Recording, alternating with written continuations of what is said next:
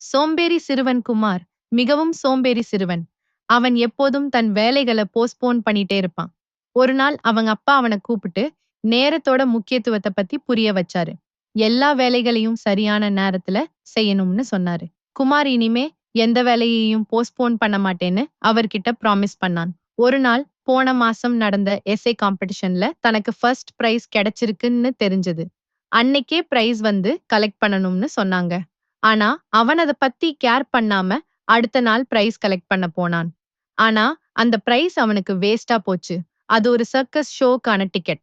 அந்த ஷோ முந்தின நாளே நடந்து முடிஞ்சிருந்தது.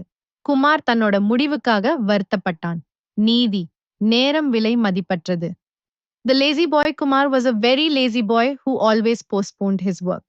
One day, his father called him and advised him about the value of time, explaining that one should always complete tasks on time. Kumar promised his father that he would never postpone his work again. One day, he learned that he had won first prize in an essay competition held the previous month. He was told to collect the prize that same day. However, he didn't care and went to collect the prize the next day instead. The prize turned out to be useless. It was a ticket to a circus show that had already taken place the day before. Kumar regretted his decision. Moral: time is precious.